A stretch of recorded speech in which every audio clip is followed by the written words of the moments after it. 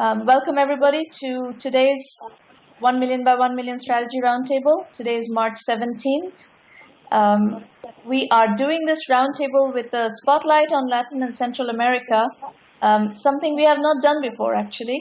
We've seen a bunch of entrepreneurs come back and forth from various different geographies. We see one of the fun things about this roundtable is that we see people coming from so many different geographies, such diverse cultures and such diverse backgrounds. And I find that, personally, I find that very, very interesting and encouraging that entrepreneurship is spreading so far and wide all over the world.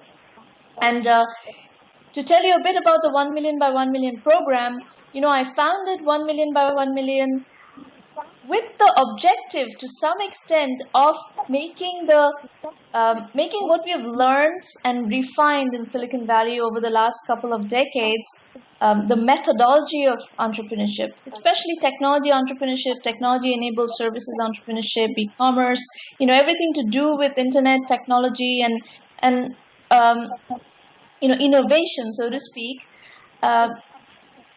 We have learned certain amount of methodology, and my observation was that Silicon Valley so far has not made any effort to make that learning available to the rest of the world. And even, I would say, Silicon Valley has not really made the effort to package the learning into material that can be consumed by large numbers of people, and a methodology that can put a lot of entrepreneurs around the world on the same plane, so to speak. You know, today we live in a very, very elitist environment.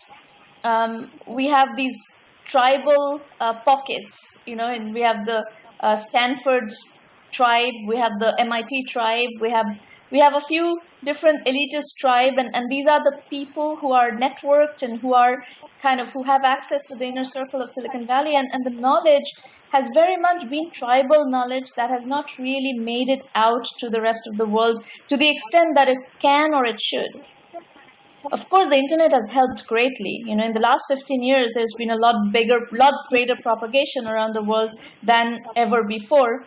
Having said that, we still haven't succeeded in really transmitting the methodology in a very broad, scalable way. And that's one of the things that I'd like to do with 1 Million by 1 Million, which is why we are reaching out to Latin America, Central America, Africa, Malaysia, Indonesia, and you know, far and wide, basically, is the bottom line. So welcome, everybody. Welcome to our friends from Latin and Central America, and we are very keen to hear what you're doing in those parts of the world. And of course, because this is an international platform, we have people from elsewhere in the world as well. So we're going to get going with the presentation soon. If you are tweeting this session, please use the hashtag 1M1M. That way you would you know, mark the topic of the discussions, or the platform at least. And this webinar is being recorded, and the recording will be made available publicly. So the first presenter is Adrian Montero. Adrian, if you could come, take yourself off mute and come and tell us what you're doing, that would be great. Yes. Hi, Sramana. Adrian, can you speak up a bit more? We are your voice is very low. Yes. Is this better? Yes, better. Okay. Hello. Nice to be here. You're welcome. How do you say the name of your company? Is it Finquit? That's Finkit. Finkit. Okay. All right. Right. So tell us, what is Finkit? Okay. So basically, we identified a problem out there, which is when you're looking for services information, be it from a handyman, gardener, to a legal advice, or cleaning your laptop, whatever it is, there is a lot of information, but it's scattered all around the web. It's not interactive. It's basically a garbage in, garbage out system. It's got stale information, contact forms stay in the web, even though they are not on services still. And it's mostly retail oriented, as most of the platforms out there. If you can, we can move to the next slide. Okay, so what's the solution that we have? It's kind of a mix between LinkedIn, Yelp, and a Yellow Pages on steroids. It's an index, basically. It indexes Thinkit profiles, which you can open yourself on the website. It goes through personal sites. It goes through company websites, classified ads, and agencies' websites, and compiles all into Thinkit, which is our platform.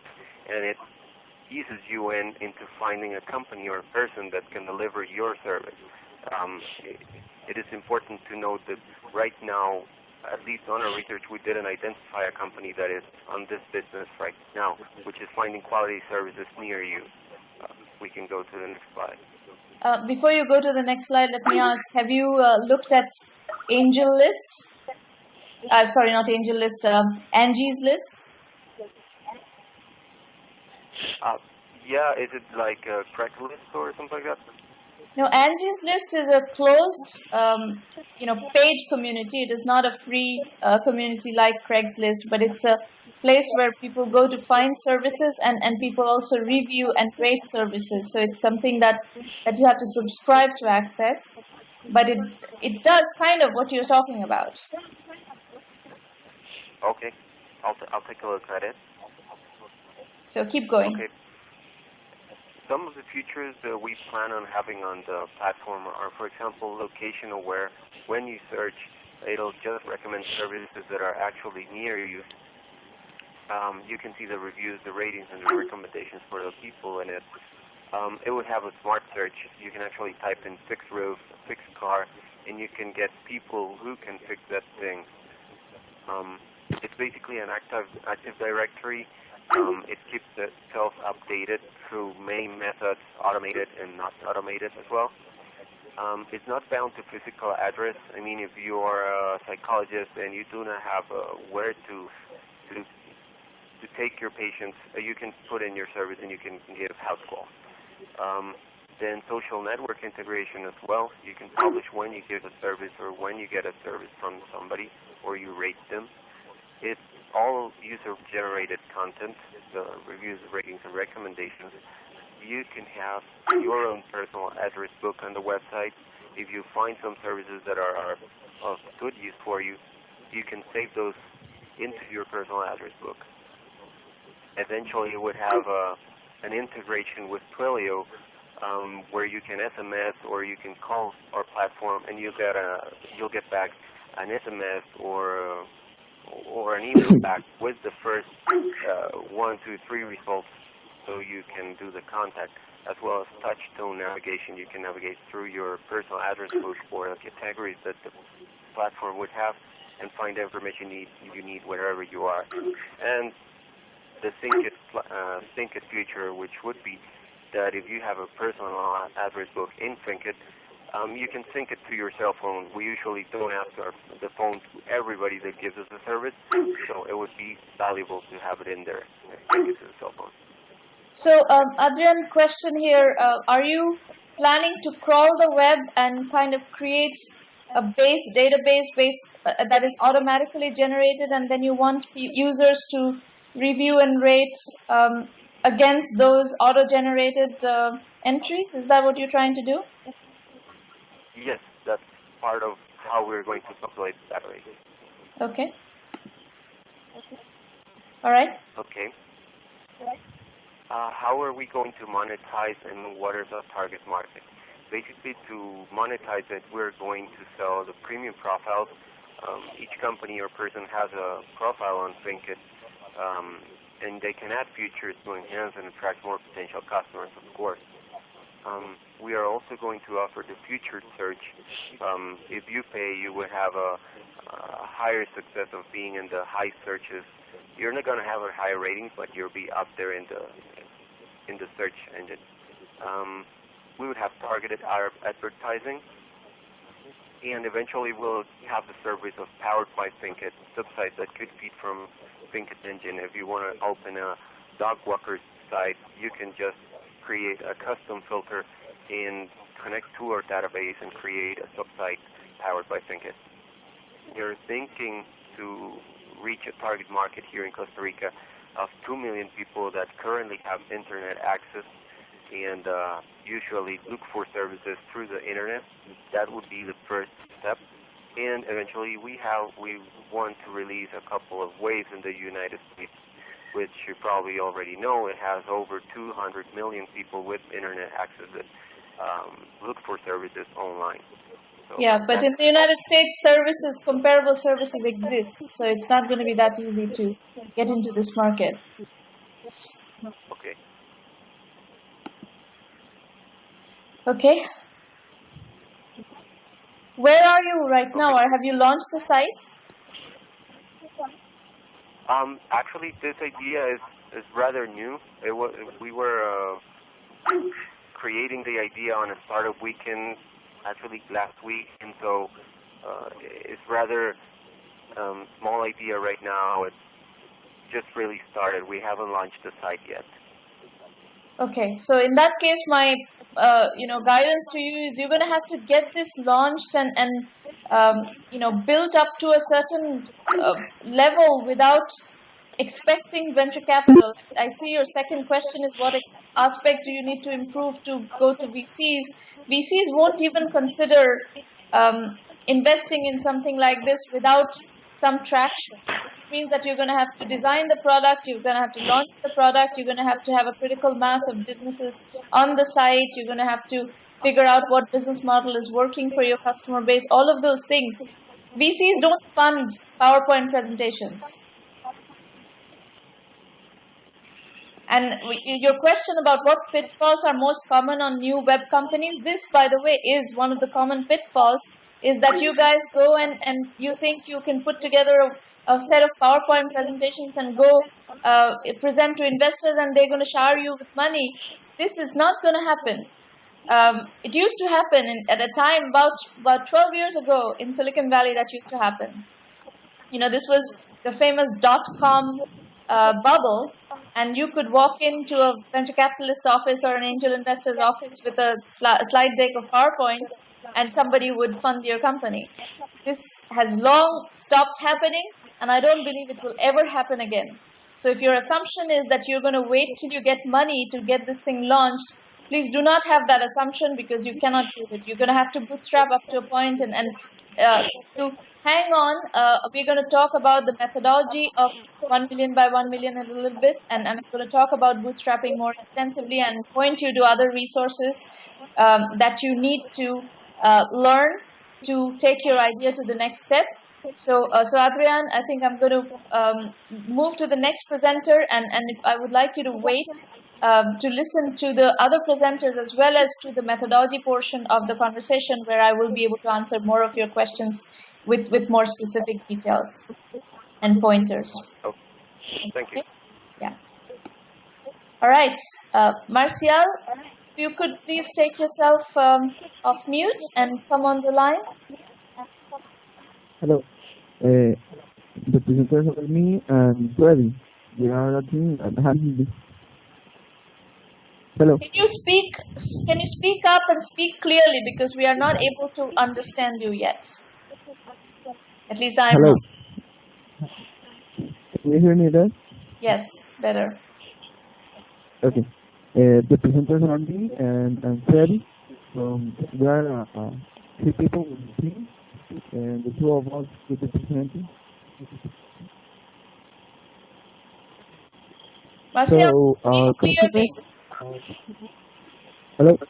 Speak clearly. You're hard to understand and hard to hear. Can you hear me there? That's much better. That was much better. I don't know what you did. That was much better. I turned on the mic. So I'm gonna talk to you first about our customers. There are men and women from 20 to 40, an average of 48 hours of weekly internet usage, over $150 of income monthly, 1 or 2 online buys over US online retailers, which is Amazon, Best Buy, etc. And Okay. People that are living outside the US. Okay. What is our value proposition for them? We want to provide them with a fast easy and friendly shipping, or as we like to call it, social shipping.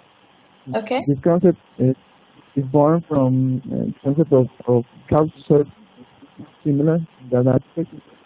So, handed means the union between regular shipping logistics and friendly communication.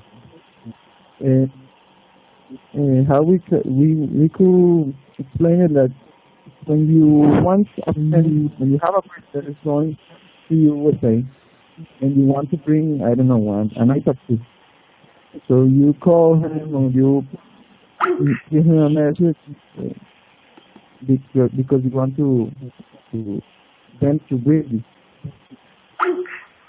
it. Calling about our friends and users, there's a social game where users can gain points for shipping products to other users. They can exchange the points for prices, and around 15 to 20% of our profit will go to our community. So can you tell me why is this important? Why would people in America want to play this social game and ship products to other users in other countries? Why is this interesting to people in America to do that?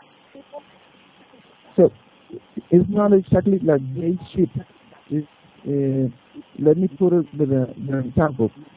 I want an iPad 2, but I'm here in Costa Rica, so I have to pay a lot of courier expenses, shipping expenses, international shipping, etc. So I have a friend which is going to USA. So we using our product. I asked him if he can bring the iPad 2. So he answered me, yes, I can. I will be coming the next week.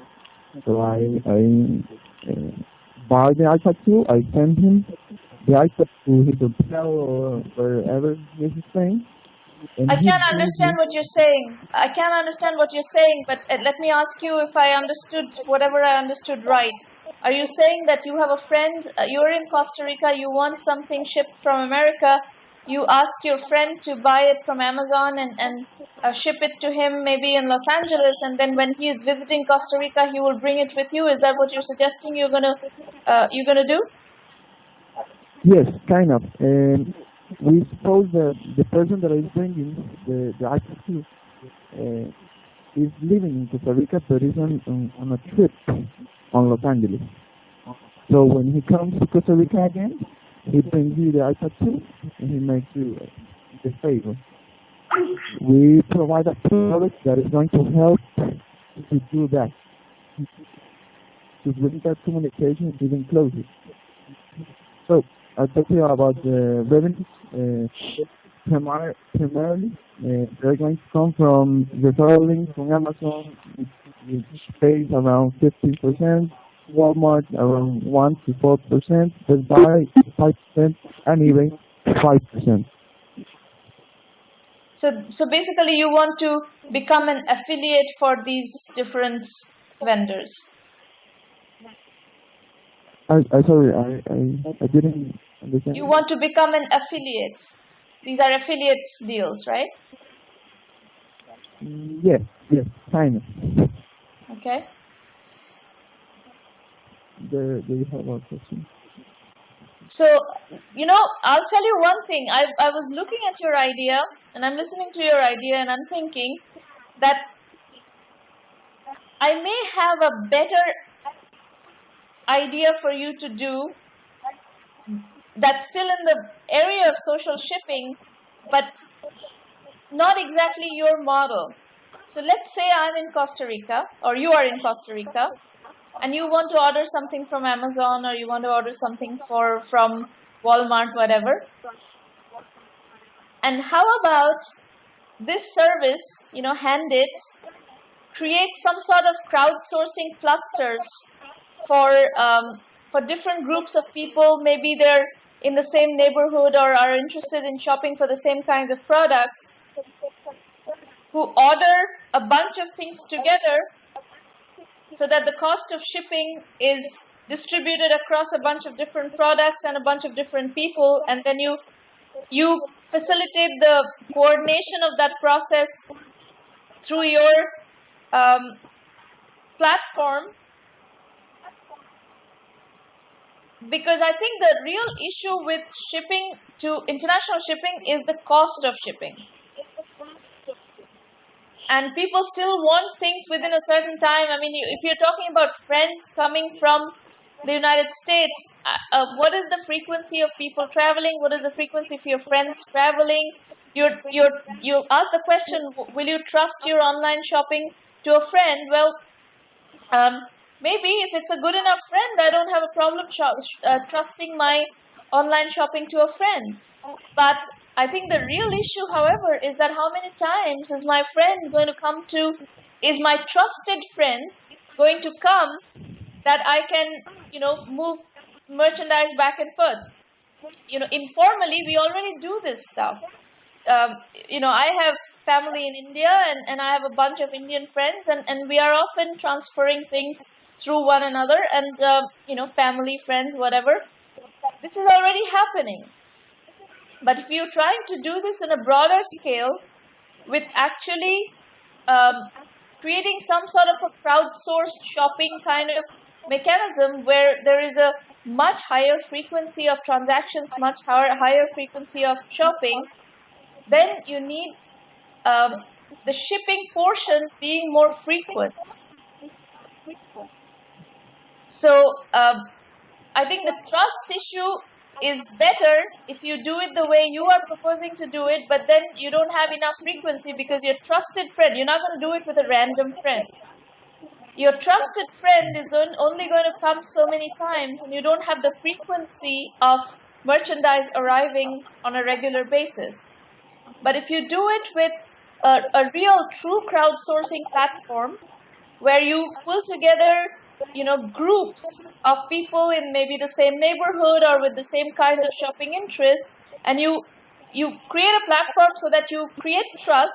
Basically, it's like in any exchange where there's reviews and ratings, there mechanisms to handle the trust parameters, where there is a significant frequency of shipping, because Amazon would ship to Costa Rica. It's just going to cost a bit more, but if you pull together different people's shoppings into one order, the shipping cost gets amortized, and that may be a more interesting value proposition along the same lines of what you're trying to do, but with a slightly different kind of a business model and a different kinds of a delivery model. Do you understand? Yes. Thank you. How does that sound to you? I think it's very interesting. It's a very interesting option for our business model. I'm very sure we will implement it.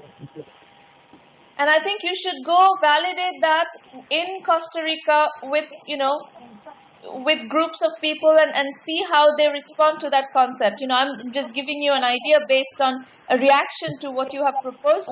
I have skepticism about what you have proposed, but I'm trying to give you a spin on that idea which may work better, but you're still going to have to validate that and get real customer feedback and market feedback. So again, I'm going to talk about validation and methodology a little bit later in the presentation. So I'm going to move to the next presenter, but if you could please hang on and listen to the methodology section, that'll be great. Okay, thanks. Okay? Yeah. All right, the next person is Alex. Alex, if you could unmute yourself and come online. Hello, can you hear me, Sramana? Yes, I can hear you just fine. Okay, so excellent. Words to live by. Yes. Well, Sramana, maybe you have faced this situation at some point. Someone special is getting married, having their first baby, celebrating a big anniversary, and you just can't find that perfect gift for them. Well, I received the best gift ever, and I turned it into a business. Words to Live By offers custom books for milestone occasions that feature words of wisdom from family and friends. All you have to do is log on to wordstolivebybooks.com, select your style, your occasion, your selected book contributors, and 2 questions that you would like for each of them to answer. And we handle all of the other details. In 4 weeks, you'll receive a completed book made completely by hand using the finest archival fabrics and papers to give as a gift. Currently, we're offering our classic books in 7 colors, 10 most popular milestone occasions, and we also have a line of custom books that can be used for any other occasion, corporate gifts, things like that. You can go to the next slide. What are the milestone occasions, Alex? I'm so sorry? What are the 10 milestone occasions? Sure. They are wedding, baby, bar and bat mitzvah, quince, birthday, anniversary, graduation, retirement, in memoriam, and confirmation. Okay. So our value proposition. Words to Live By is a very unique product that offers something that is not currently on the market. We face no direct competition. Our competition comes in the form of do-it-yourself publishing, where you can go online, use your own photos and copy and publish a book yourself, as well as workbooks that are available for some occasions where you would get a book, you would fill it out by hand. It would include only the sentiments of a single individual. And the beauty of Words to Live By is that this is for people who do want to give something very unique and give the very best, but just don't have the time. All they have to do is fill out the order form, and we've made it a very simple process, and we take care of all of the rest of the details. And, of course, we are very focused on offering really exceptional customer service at every step of the process, from placing the order to dealing with the contributors that will be included in your book, etc. Okay. You can go to the next. So our target customer. Words to Live By is a luxury item. Our classic books are priced at $370. So we are based in Miami, Florida, and we will be starting off focusing on professional women 25 to 55 in South Florida, in the metro area, which is 2 counties here. These are going to be women who are making a fairly high income and that are well educated and are accustomed already to shopping at boutiques or shopping online for unique out-of-the-box products and wouldn't necessarily go to, let's say, a department store or just a shopping mall to find a gift for someone very special to them. We also find that our customers are most frequently going to be moms, close relatives, or friends of the person receiving the book. Because it is so intimate and requires familiarity with the recipient's sort of inner circle of friends and family, you have to be very close to someone to give them this gift. Also, a $375 book is a very expensive gift. Yes. Right? Yes, we do. We are marketing ourselves as a luxury item, and our branding, the style of the book itself is all geared towards the luxury market. So here's a question. Do you have the functionality in your product for a group of people to give this gift together? Certainly. It would just require a single person to be the main point of contact. That, let's say you had a coworker who was having a baby and you wanted to give her this book, and you would go on and place the order. And then in all of the people that would be included in the book, it would be up to you to indicate all of those people that would be contributing messages to your friend. But always there's a single point of contact for the purchaser. But that's exactly my question. I think that at the $375 price point, I think this is a gift that either, it's a very special occasion so that somebody, it's like, my mother's 70th birthday and I'm happy to spend $375 on one gift. Or it's a group gift. I think what the product that you're describing in my mind is a group gift. So you need functionality so that the pooling of the payment can be done through your system and not manually by one point of contact. I think that functionality is missing for you. Okay. $375 is a very expensive gift. Yes. Yeah. And I think what you're going to find out as you take this to market is that this is a group gift. Okay. So certainly we'll look into that, to kind of developing that functionality to make it possible for group gifts.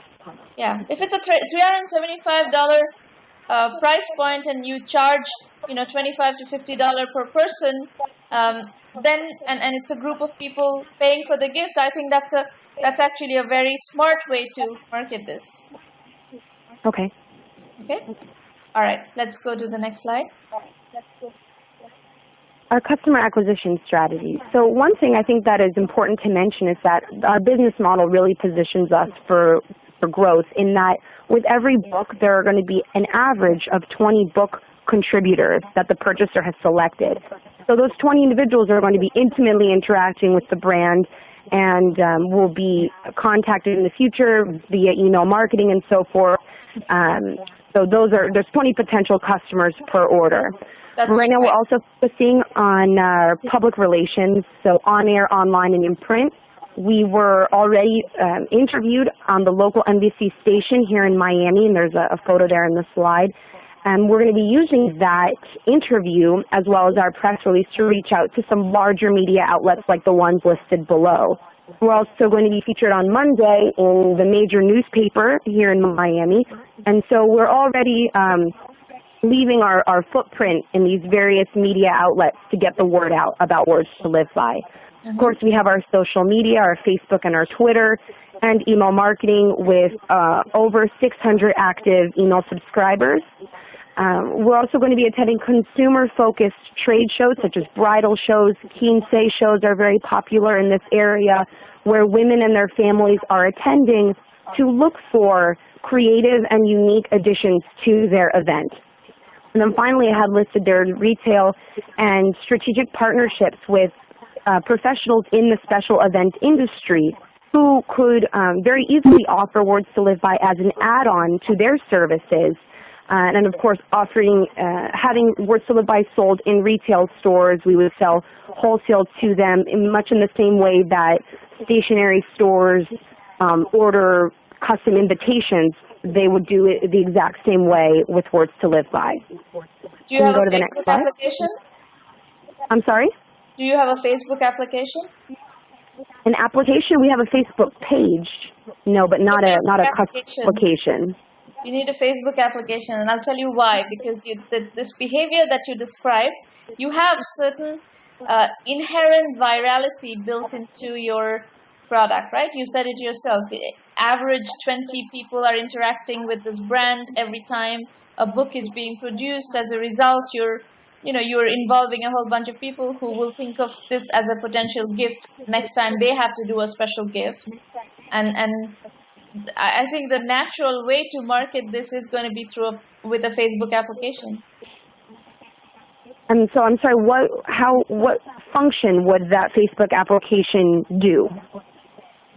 Facebook application could be the actual software with which your users interact. Okay. So you need to do some research on successful Facebook applications and how they are doing what they're doing. One of the top Facebook applications is Causes. You may have seen Facebook Causes. Yes. Facebook Causes has some of the same behavior of virality, and every cause that gets fundraised for brings in a whole lot of new people, and then if they are doing something, they're trying to raise money for something, they basically then think about Causes as a way to do that. So it's very similar. There's a lot of parallels between what you're trying to do and what Causes does. So look at that. Okay. I think that would be an interesting option for you to explore. I will do that. Okay. Lastly, our customer validation. The thing that we're most proud of right now is that one of our first customers was Jackie Nesquel, who is the lead anchor on NBC6, the NBC station here in Miami. Her testimonial is featured very prominently on our site, and we're sure to include it in all of our launch marketing materials. And also our Facebook page, which I just have a small screenshot there. We have almost 200 likes after just 2 months or so of being active there with, and the page is just filled with unsolicited praise and excitement for the product. So we are very new, and so our customer base right now is small, I will be honest, but there's a lot of it going. Sorry, I didn't hear you. How many customers? Before the launch, we had 3 customers, but they did not utilize the the new website, which had the functionality built in to automatically collect the content for every book. So those were done manually, kind of as exploratory to see how the process could work. And so that's where we are right now.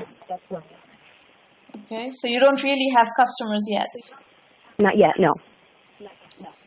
And so there, Sramana, are my questions for you, but of course if you have any other thoughts that you'd like to give first, I'd be very grateful for them. So I like the concept, you know, Alex. I think it's a very nice concept. I think the price point is a bit of a problem, and I already told you what I would do to mitigate that problem. I would kind of position it as a group gift. And I think you will get a much stronger adoption. The moment you put in that it's a $375 gift, you're going to lose a lot of people. But if you start positioning it as this is a group gift, you know, if you have a group of friends who are going to do a baby shower for some woman or a bachelor party or whatever, something that is a bridal shower, something that a bunch of people, especially a bunch of relatively you know, younger people, those are the people. It's the younger demographics who have more time in their hands. And if you lower the bar on how much money is required to play this game, it's almost a game, right? It's an entertainment product. It's a luxury product, but it's really an entertainment product. It's almost a crafts product. So I would position this more as a group gift. And I would, you know, maybe position it for those markets that younger women are likely to play in, like bridal showers or baby showers and stuff like that. Okay. And as I said, given your current model, I think the greatest challenge is your price point.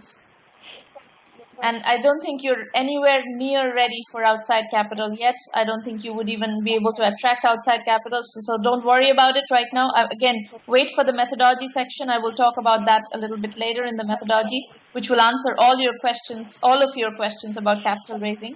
So I'd rather... Well, the only reason I included that there is I agree with you. Right now we don't need outside capital, and we were actually able to launch on under $15,000.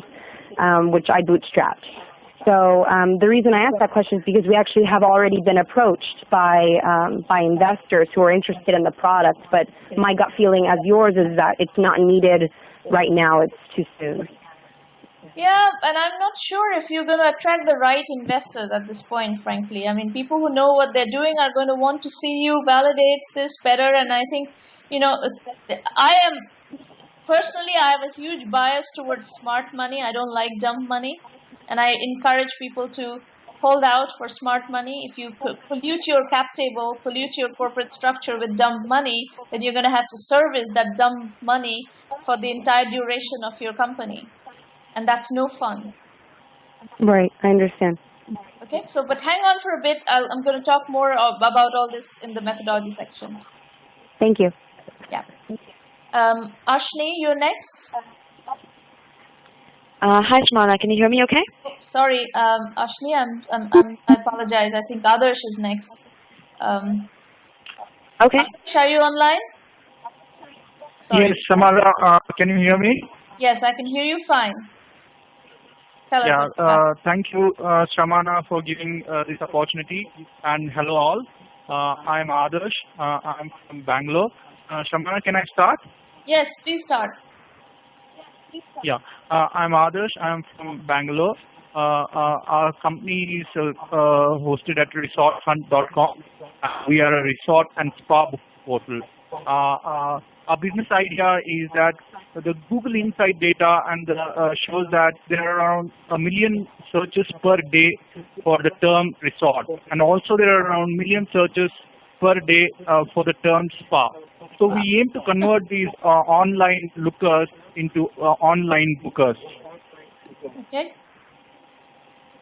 Our vision is to be eBay for resorts, spas, and accommodation providers in tourist spots, to become largest resort and spa database in the world, to offer our customers large choice at best price, to help resorts and spas achieve efficient inventory management. The online travel booking market size is around $150 billion. There has been an upward trend in online booking in spite of a negative growth in travel market in last 3 years. Trend towards a B2C marketing because of high intermediation cost in B2B marketing. The World Travel and Tourism Council has named India or China as one of the most fastest growing tourism industries for next 10 years with a growth rate of 15%. Our advantage is our business model, and so what is the business briefly model? Adarsh, what is the business model? Pardon? What is the business model? So yes. So see, the core factor in our business model is that in our niche market, the cancellation rate is very low. So people usually go to their vacations which are very preformed. I mean, they are all well planned. So the cancellation rate in this industry is, and I have been interacting to many resort owners, and they have told me it is around 2%. And our business model exploits this particular factor in a way that when you book any inventory on, collect the entire amount upfront. Now imagine when you are booking on a, let's say you are booking on Expedia.com and you have paid the money upfront. So let's trace the how the money travels. So you are paying the money upfront. So when you're paying through a credit card, you are paying additional 2% on your credit card, and also there is a conversion charge. Suppose I am booking hotel in US from India and I am paying in rupees, there will be a conversion charges towards converting into US dollars. So again, that charge comes to me. So that charge. So now the money has reached to US, and now again Expedia has to pay that money to a resort in India because I have booked a resort in India. So the money has to travel back again to India. So that again, for international travel, again, it takes around 5% of the amount. So this transaction costs around 6% of the total amount. So we want to avoid this transaction by saying that you pay directly the amount at the resort. Okay, we only collect the commission, that is 10%. So we collect 10% commission from the customer and say you go and directly the resort. In case the customer doesn't show up at the resort, we insure this particular reservation with a 2% insurance. So in case he doesn't show up, we pay the resort as the cancellation policy of the resort. In this way, we are saving around 6% the transaction amount of the cost, and also it is very helpful resort in a way that they are receiving the money in their hand, which is very necessary for them to run their day-to-day business. Whereas in our competition, the money reaches after a month. And also, what it does is that as a startup, to attract suppliers, it is very easy because when I am saying that the customer directly pays at the resort, they trust us because they trust us and they put their inventory on our website because they will not have the risk of not losing the money because anyway the customer is directly paying at the resort. So they are encouraged. Cancellations. Yeah. So cancellation, as I said, the cancellations are very low. They are around 2 to 3%. Okay. So we are collecting a commission of 12%, wherein 10% is our commission, and 2% we are keeping it as a insurance amount. So for the cancellations, we pay out of this 2%. Understand, but I think from the customer, from the consumer's point of view, I think psychology-wise, consumers don't like to pay upfront, and this is one of the problems with a lot of hotels in India is that they ask for upfront payment and they charge a lot of cancellation charges, especially the more the more high-end business hotels in Bombay or Bangalore, they're not a problem. But the moment you go into slightly, let's say you try to stay in a Haveli in Rajasthan, they'll want to ask all upfront payments, and they have bad cancellation policies. These are problems. From a consumer's point of view, but huge problems. So right now you're thinking about everything from the supplier's point of view. I think there's a perspective missing here, which is the consumer's point of view. Well, I have been interacting to many travel agents here, and the normal practice here is that whenever a person books a resort from a travel agent, he keeps his commission, and he says you go and pay at the resort. The rest of the amount go and pay at the resort when you reach the resort. Okay, so this is a normal practice among the resort owners here and here. So it is not something new for them, and I believe they will be acceptable to this particular model. No, I understand what you're saying. I understand what you're saying in terms of collecting money up front. What I'm saying is that the trend that you're trying to ride on, which is this tourism industry growth, is going to be subject to the Indian resort owners and the Indian hotel owners stepping up to the international standards of travel. International standards of travel is we don't pay up front. I travel a lot around the world, and we don't pay up front. I mean there are business models. Yes, I agree with you. Wherein you don't travel upfront and you give the credit card details as an assurity when you're not paying upfront. If I am right. And the cancellation charges are 24-hour cancellation. A cancellation policy is as long as I cancel 24 hours before I'm supposed to show up, I get full refund. I mean, I don't have to pay anything. This is the international standard of travel reservation. And you are saying that you are going to charge everybody upfront 100%. No. You totally mistook me. I am saying I am only going to collect my commission, that is 10%, and the 90% of the amount the customer directly goes and pays at the resort. Okay. So I am collecting my commission, and the rest of the amount the customer goes and pays directly at the resort. Okay, now, in case of a cancellation or no show, I pay the resort with the 2% insurance amount that I collect, because the cancellation rate is 2% I insure. Okay, got it. So basically what you're saying is the consumer's experience is the same. It's the supplier's experience. The supplier has a much better deal. Yes. Okay. Fair enough. Yes. Keep going.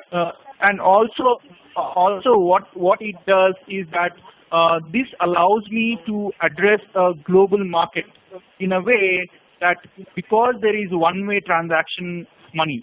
Let's take an example of Facebook. Now, if Facebook is registered only in US, but still it does business all over the world.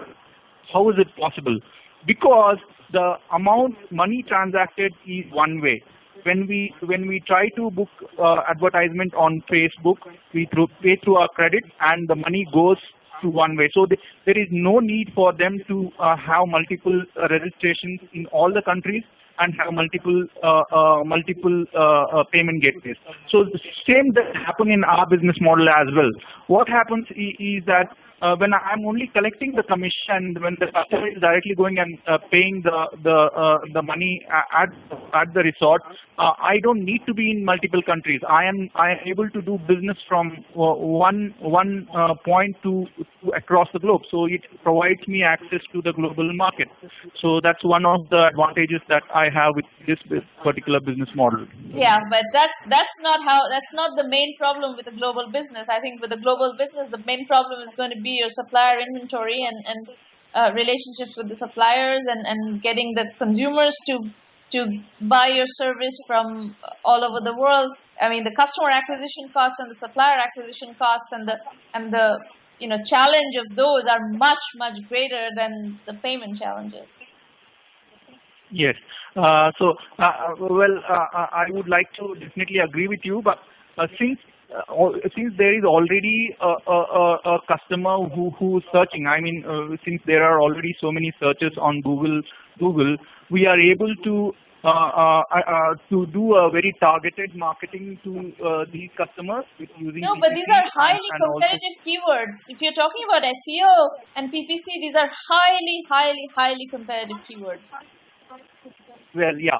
So one of the advantages of marketing only to the resort is that most of the travel companies are competing in the space of hotel. So there is a competition for PPC and SEO for the term hotel. I mean, hotel market. But what I saw was that for the resort market, the competition is much more less. So that's why we are saying this is a niche market and which will be easy for customer acquisition. So I don't we are buy saying that. I don't buy that. Well. I could, if there is a way, one of the ways why I said is that, I went to Google and I put the hotel, searched the term hotel, and also I went to Google and I searched the term resort and saw the ad competition there. Also, I went to Google keywords and I did average CPC for term hotel, and average CPC for the term resort. And my CPC was much more less than for the term hotel. So I would take it as a less cost of acquisition, of customer acquisition than for the term hotel. So that's the advantage. I am saying that our cost of acquisition will be much more lower than the hotel industry. Relatively speaking, it may be lower, but I don't think it's going to be that. Anyway, okay, your point is well taken. Let's keep going. We need to. Yeah, thank you. So as a founder, I am myself a doctor. I'm a surgeon, and I did have a previous experience of a startup in the space of telemedicine, and I am an active Thai member for last 2 years. And I have been selected for a Thai entrepreneurship acceleration program, and I have also undergone plan? Putting your resumes up is your marketing plan? No, sorry, the heading has gone wrong. I am absolutely sorry about it. So that should have been a founder team, so a founding team. I'm sorry about that. I'm very sorry about that. So we are requesting the first round of investment of around $300,000 for next 1 year to address our operations and marketing costs.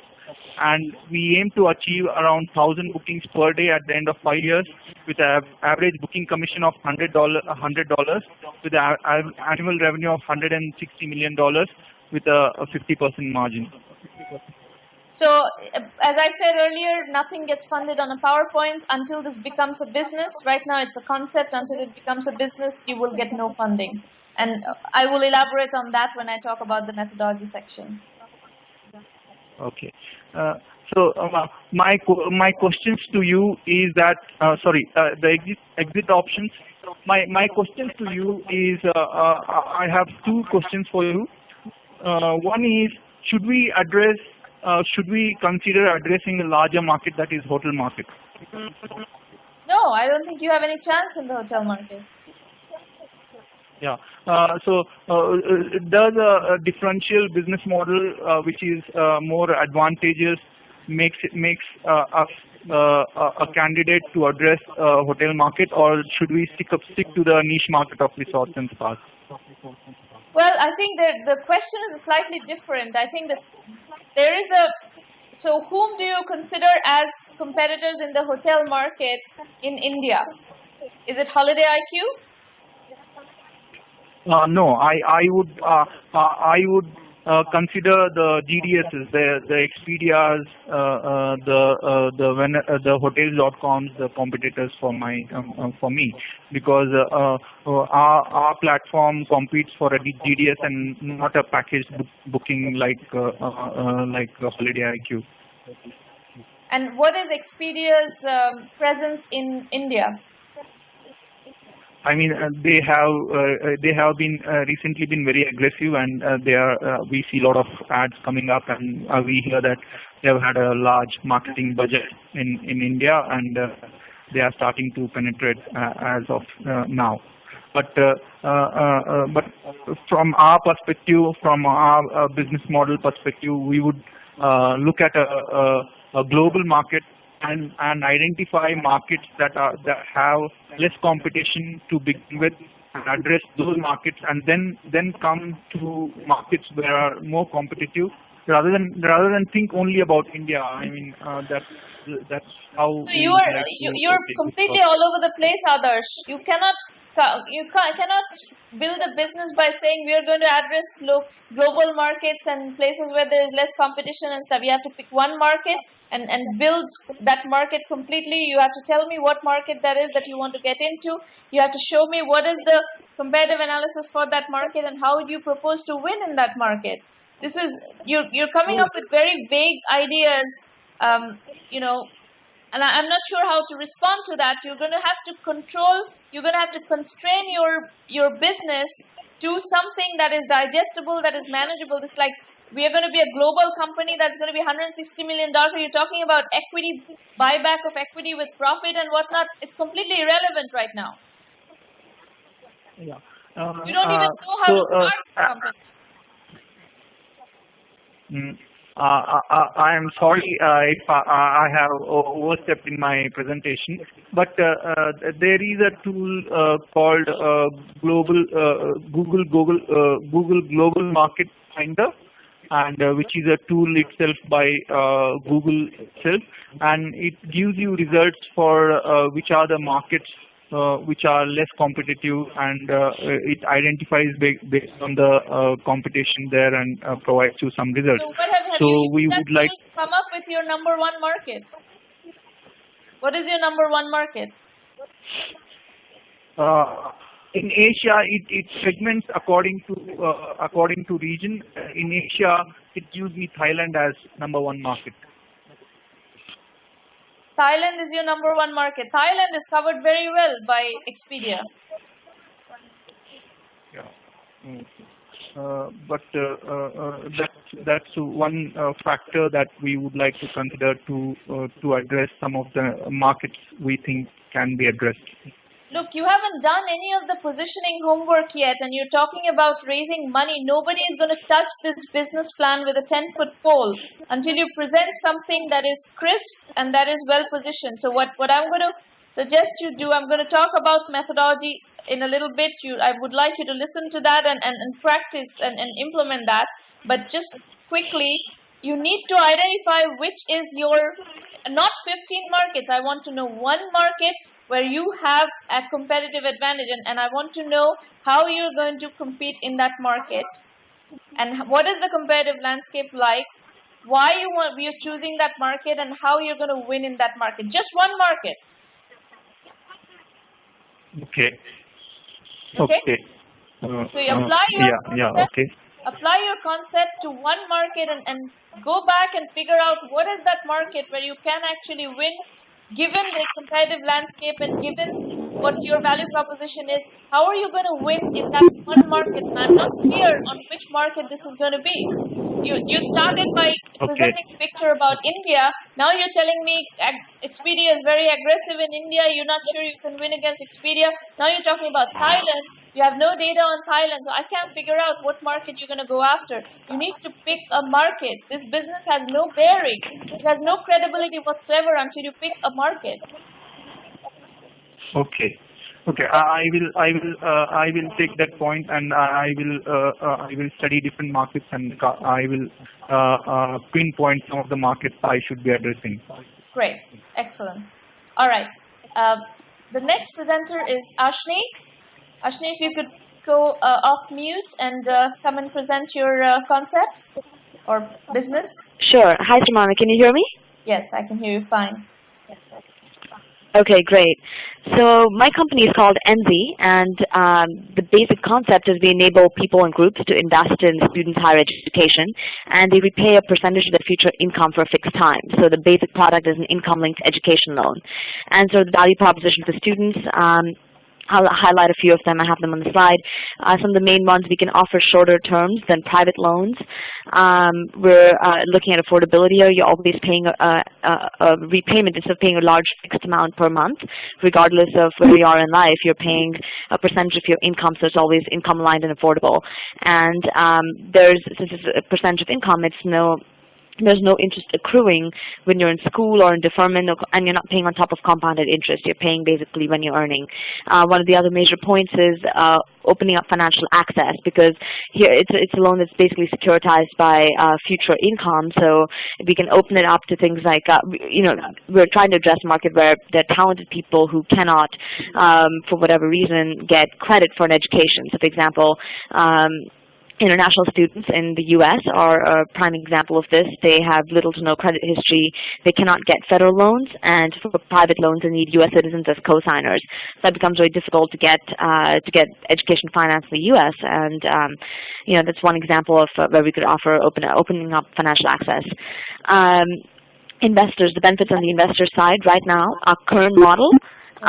We estimate a 5 to 7% annual return, and we're basically looking at an investment that's inflation protected and uncorrelated, not directly correlated to stocks.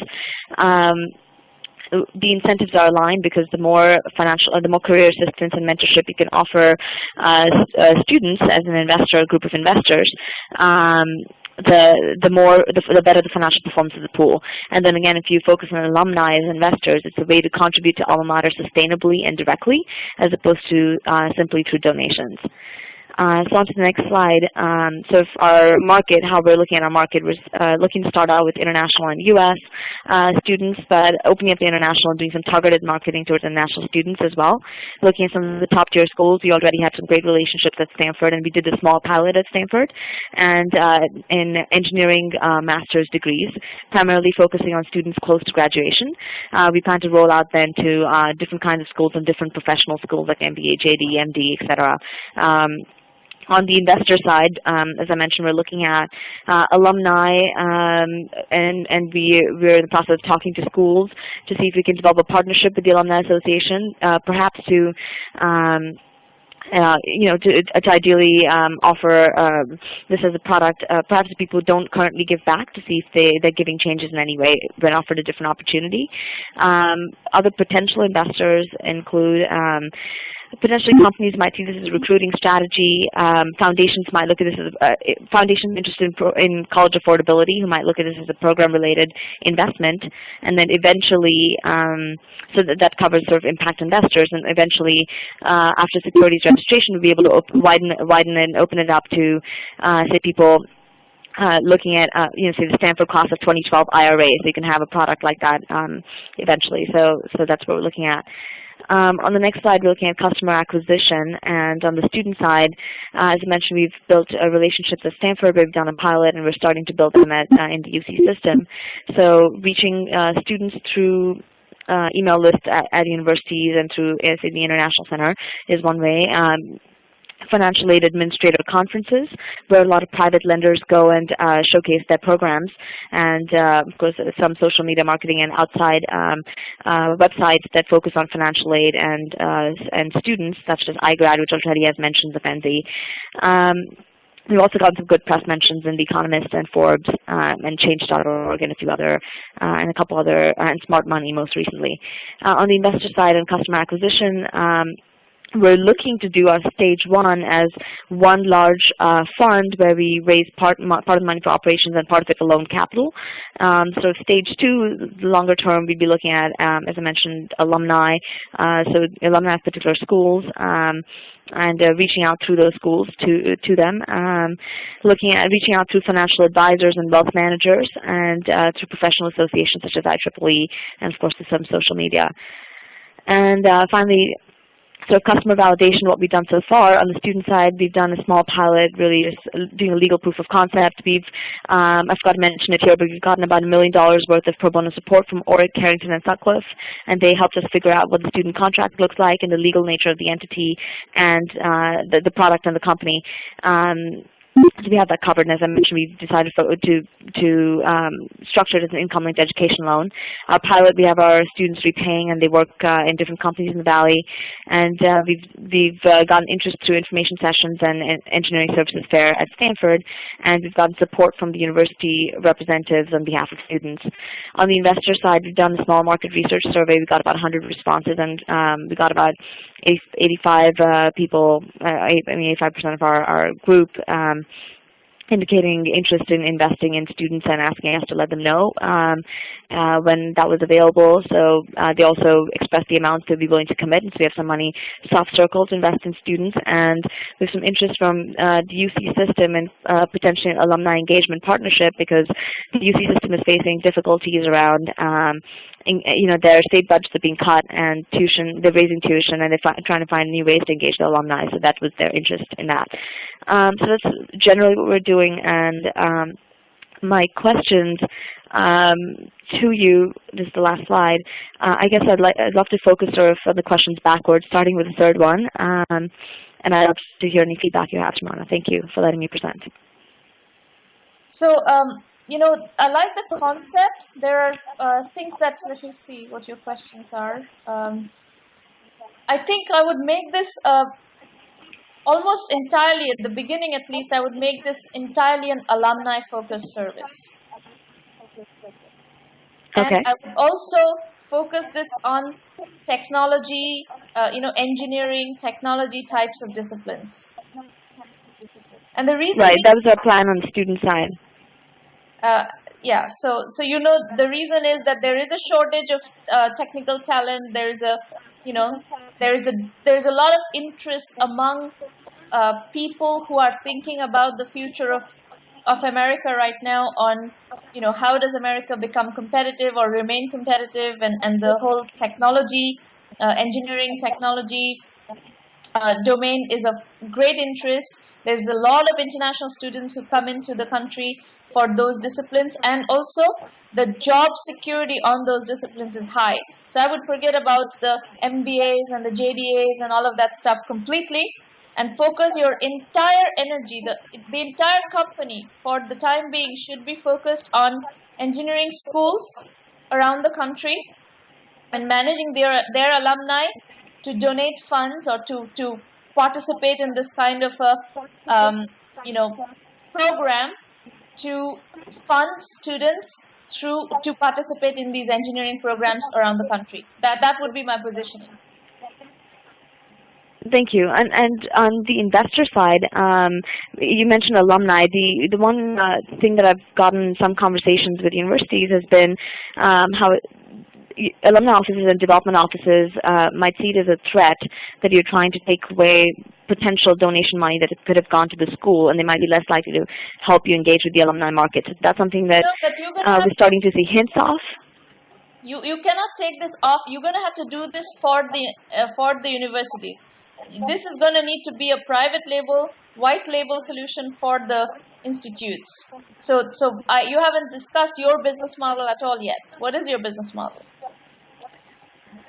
So for us, and as you know that, I mean, sort of our revenue model, we would take a percentage of, basically we take a percentage of the income coming back. So if the student pays back, say 7%, right now we have a model, we take 2.5%, and the rest goes back to the investors who invested. And upfront, just like every other private lender, we would keep a small origination fee, so it's like 1% of the amount loaned out. I would turn that around, and I would charge universities for managing their. You can take a percentage of your compensation in that format of the students paying back. You take a cut of that eventually, but you need money to build this company, and I would basically charge the universities basically software and services to manage this whole program for them. And you do it under their brand. You don't need to do it. You don't need to do it under your brand. It is irrelevant. Your brand should be irrelevant completely here. It should be, because you need trust, right? You need trust. This is a huge trust issue. You're kind of, you're creating private contracts, and you have to make sure that there is enough income potential for investors to feel comfortable that they're going to fund, so that they're going to lend. So I think the way you achieve that is by bringing the Alumni Association as the main trust building entity and the trust facilitating entity here, and you focus on disciplines where the job market is really good. Okay? That's really interesting. That's very different from how we had originally thought about positioning it. So glad you said that. So initially we had actually thought about having it more like, you know, the face of the way Kiva, Prospero, Lending Club are organized, where you can look at borrower profiles and lender profiles. We had initially thought of setting it up that way. So this is definitely very different and interesting for me to explore. I have one more question. I'd love to ask. Convincing alumni associations and universities to work with you if you try to do it as a open exchange brand, and you don't need to, right? Kiva needs to do that because it's a C2C platform. This is not purely a C2C platform. You need the alumni associations to play ball with you and lend you their brand. So I don't see what is the point of you trying to do it under your brand. I don't think doing it under your brand brings nothing to the table, whereas you're just creating obstacles on your path for adoption because you do need the universities to play with you. I see. And sort of on the price point issue. Yep. Yeah, so on the price point issue, I was wondering, we're looking at right now, say, 5 to 7% return with our current model, and say for master's engineering students, if we funded them for 2 full years, and a current model, and that's subject to change, would look at them paying anywhere between, say, 7.5 to 15% of income for anywhere between 9 and 13 years, which is still shorter than they would get in a private loan term. And this depends on a number of pricing factors, many different pricing factors. So, of course, at a school like Stanford, it would be a different, you know, they'd be paying like different term than, say, University of Kansas. But one of the things that I'm wondering is whether to really focus on the financial return as much, or whether to focus on the social impact of this to those alumni investors or to individual investors. Whether the draw for them is really going to be. I would not focus on financial return. This should be not focus on financial. As a giving back mechanism for alumni associations. For alumni. So do you think that if we then offered a lower return, if we offered a lower than 5 to 7% return, do you think that because of that draw and the social connection, that would actually be interesting? Because we could then offer, you know, a different rate, a lower rate to the students as well. I'm not sure about that. That's something that you're going to have to validate with actual customers. But I think if you try to position it as a financial return equation, I think it's going to confuse the message, and the alumni associations are not going to resonate as well with. But again, you know, I don't want to bias you. This is just my gut feeling, right? Why don't you go talk to the alumni associations and explore those points, and then talk to some of the alumni who would be using a service like this and get their perspective. So you have to do the actual validation with actual customer and prospect feedback, not with my gut feeling. Right? Right. No, we definitely did some of that. Like most of the people who responded to our survey were, say, Stanford and other Ivy League alums. So we did get some direct feedback on their interest, you know, what kind of return they would expect. And we found that, interestingly, about 60% of the people responded said they wanted actually a pretty low return. I think they said less than 8% overall on what they were looking at. So that was interesting to us because they really looked at the social impact, and that's what they mentioned in the comments as well. That's also my gut feeling, that people are not necessarily looking for return so much as they're looking for impact and being able to, you know, engage with their alma mater through your program. And I think that's what's going to be my gut feeling is that's where you're going to end up. But I don't. And again, I'm kind of giving you the feedback as a customer potentially of an alumni association and all that stuff. So yeah, there is some validation. Got it. But I would still validate that. I would get a statistically meaningful set of information from a feedback from the alumni associations and the alumni and validate it that way. I see. And do you think there's room for the endowments of universities to get involved? Like, do you think this is actually a product that endowments might be interested in investing part of their money in their own students? Because, say, the Stanford endowment should understand the Stanford return potential in some ways. Yeah, we're just wondering if that's a path that's too difficult. The endowments don't need you to do this. The value proposition Sorry, could you say that again? universities with is that you are creating a system to crowdsource student loans. It's the same value proposition that Kiva went to investors with and said, we're going to crowdsource microfinance and we're going to match make. That's the value proposition you're going to the universities with, and you're going to manage you're providing the entire software exchange to manage that. That's your value proposition. The endowments don't need you for that. Okay. Got it. Thank you. All right. Okay, folks, we're going to do a bit of methodology, but before I go into the methodology section, there is a Facebook poll that's up in the 1 million by 1 million page, 1M by 1M at facebook.com. So please vote for whichever one is your favorite company this week, and we will publish the results of the poll tomorrow on the blog. Meanwhile, let's talk a little bit about the 1 million by 1 million methodology, which for the segment that I'm going to give you here is based on the Entrepreneur Journeys book series. I'm going to refer you to case studies on the book series. Now, if you decide to join the 1 million by 1 million premium program, you don't need to buy any of the books. All the case studies and all the analysis and all the video lectures and everything are available in the premium program. You would not need to refer to the books at all, actually. But because I'm assuming for this 10-minute segment that I'm going to give you that you guys are not necessarily premium members, so I'm going to have to refer to some material, and I'm going to refer you to the Entrepreneur Journeys book series. So one of the fundamental premises of the 1 million by 1 million program is that there are many more 1 million, 5 million, 10 million, 20 million ideas out there than $500 million ones. And most businesses turn out to be too small for venture capitalists.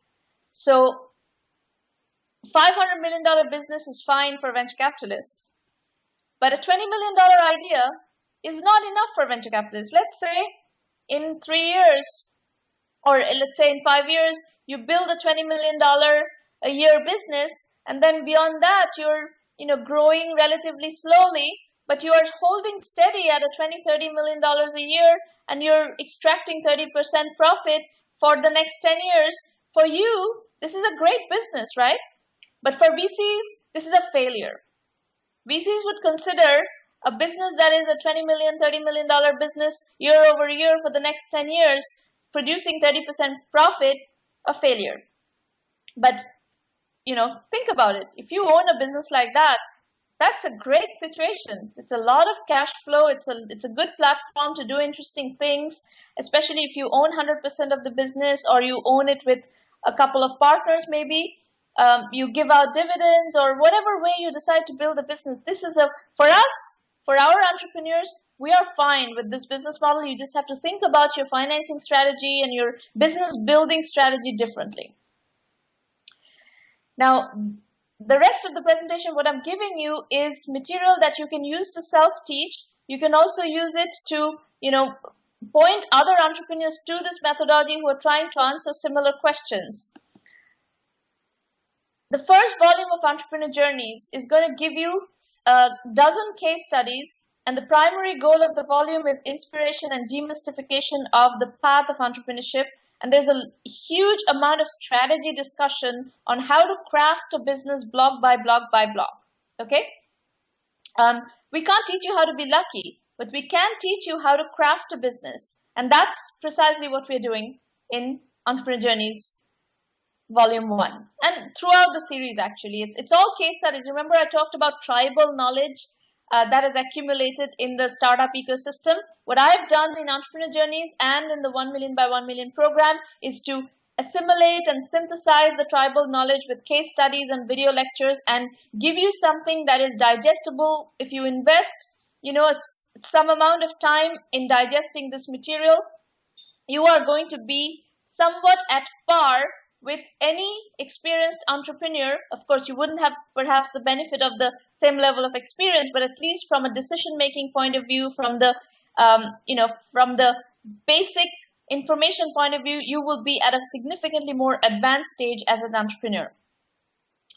The bootstrapping philosophy runs completely through the entire curriculum, the entire methodology of 1 million by 1 million and Entrepreneur Journeys.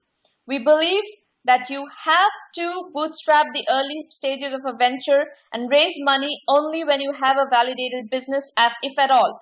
Entrepreneurs only can get funding for businesses, not concepts. I said that earlier. You cannot get a PowerPoint funded. You have to go from an idea or a concept to a business before any investor will touch you with a 10-foot pole.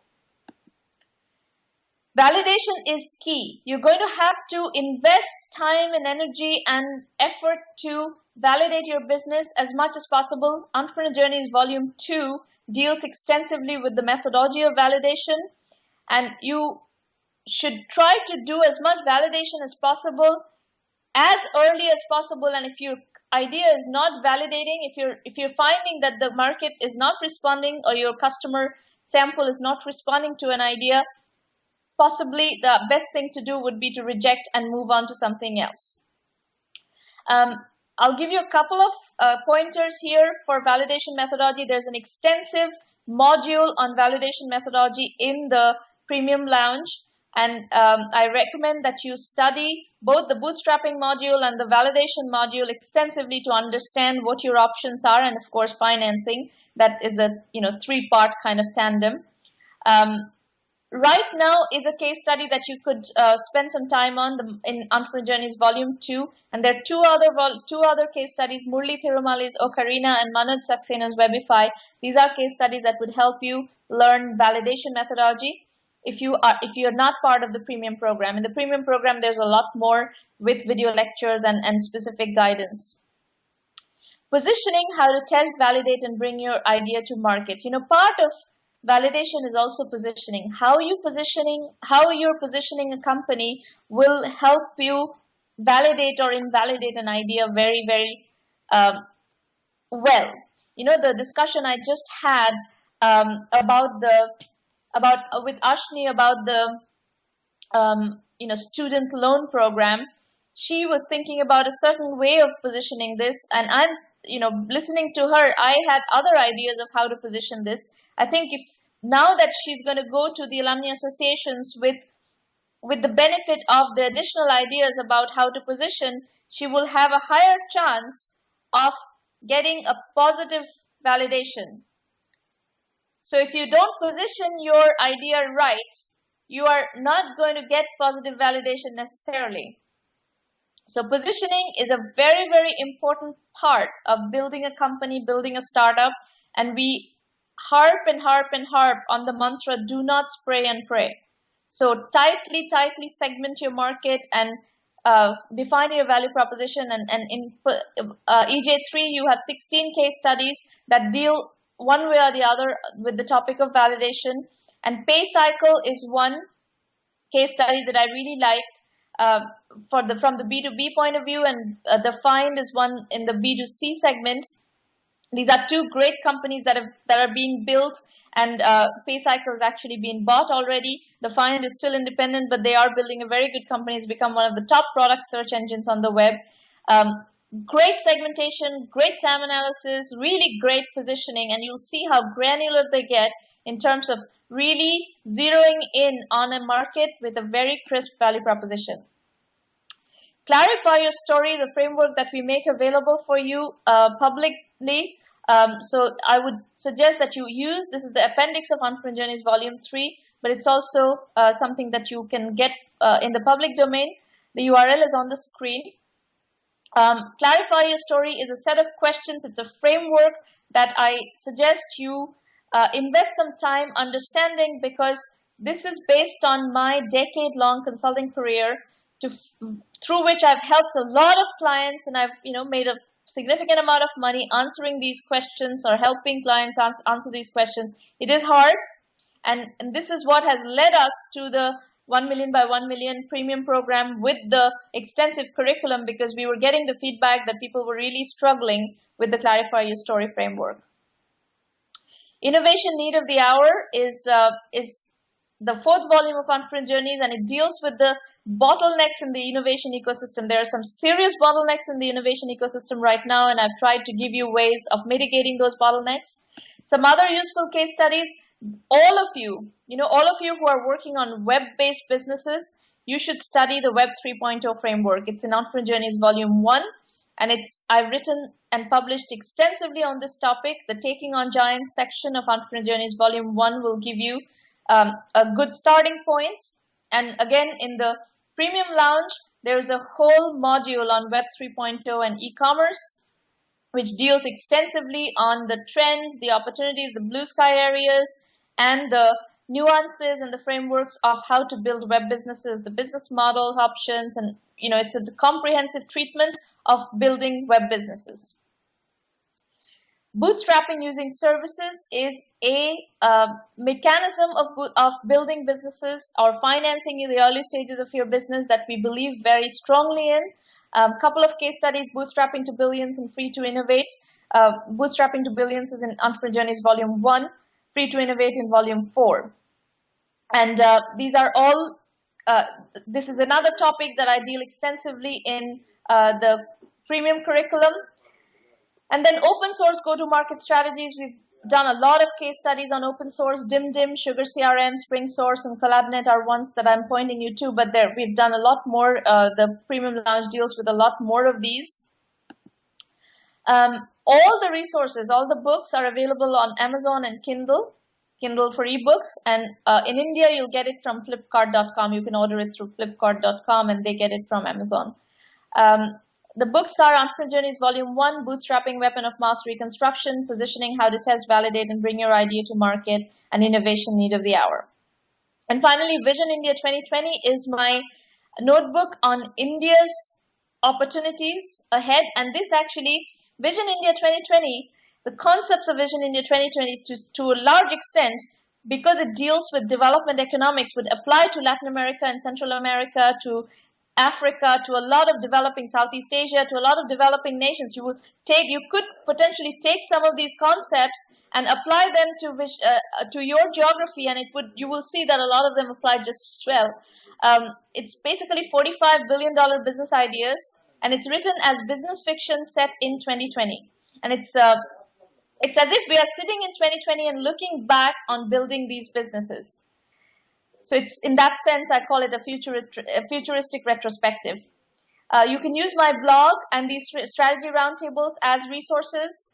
And the Premium Lounge is at 1 million by 1 million, 1M on 1m.sramanamitra.com.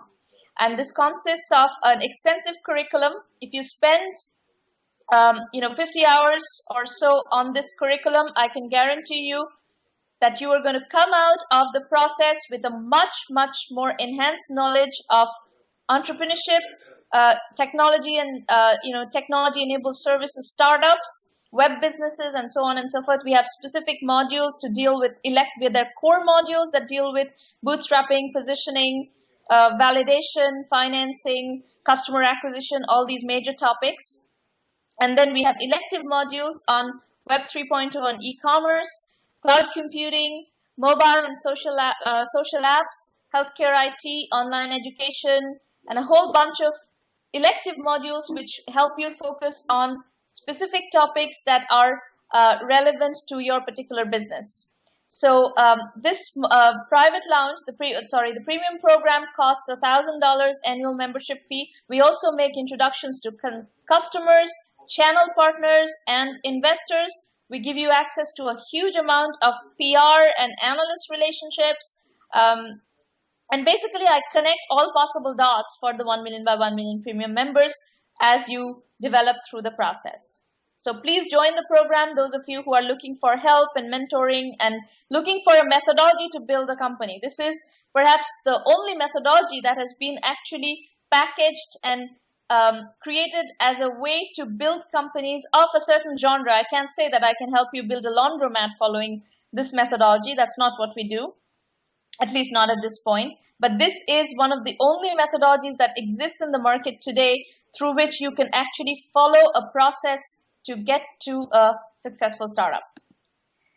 I am going to open up my public chat shortly, but I'm running out of battery. So if you give me a minute, I'm going to move to a different spot and connect up, and then we're going to talk about, I'm going to take questions from the public. Okay, just a second.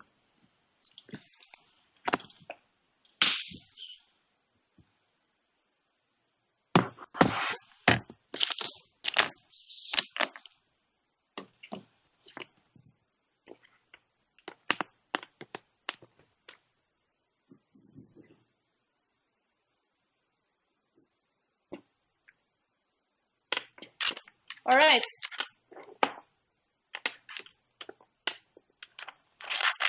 So my group chat is open. If you have questions, please feel free to use the group chat to ask your questions, and I'll try to answer as many of them as I can.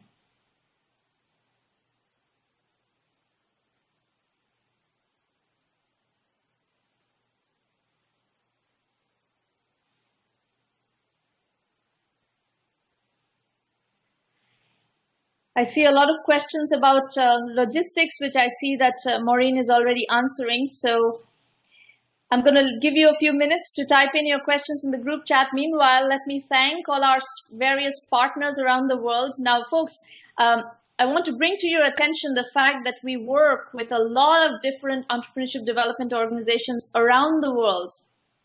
We work with TIE, which is the largest entrepreneurship development organization around the world. And we work with a number of TIE chapters, TIE Chennai, TIE Bombay, Mumbai, I guess, TIE Chicago, and so on and so forth. We work with all sorts of angel groups. The Indian Angel Network is a major partner for us. Read Write Web is a media partner. We work with incubators, lots of incubators. And we work with all sorts of alumni associations. The MIT Alumni Association is my alma mater, and we work with them. So variety of different organizations, and I would like to encourage all of you joining from different parts of the world. If you want your organization, your community, an entrepreneurship development organization in your community to participate in, to become a partner of 1 million by 1 million, we have a very clear and systematic procedure of partnering with people. So please feel free to bring them into the program. And VView, of course, has been our technology platform provider. So this platform that we're using, this video conferencing platform, is sponsored by VView. And VView actually has an offer for all 1 million by 1 million members to use the technology for free for a year. Okay, our upcoming roundtables, March 24th, is focused on US Midwest, and it's a collaboration with TIE Midwest. And then March 31st, we are going to do a roundtable with TIE Chennai, Mumbai, and Pune. And this is leading up to my upcoming visit. I'm going to be speaking, doing fairly large events in Chennai, Mumbai, and Pune. The Chennai event is going to be April 9th.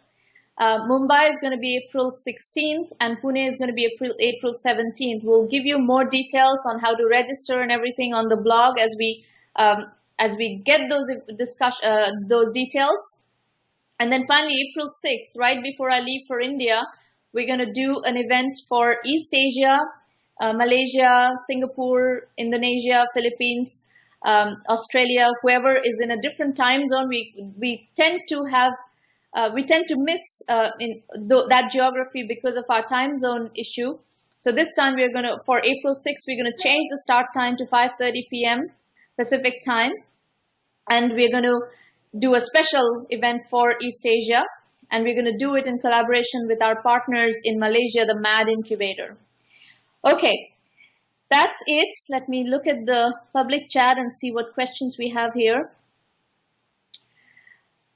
Adrian is asking, what are typical questions a VC would ask about a business model in a pitch? They're going to ask you questions primarily about market.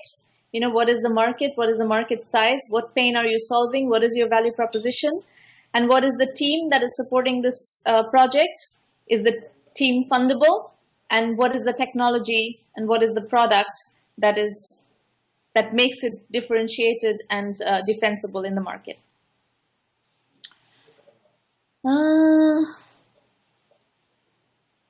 Let us see.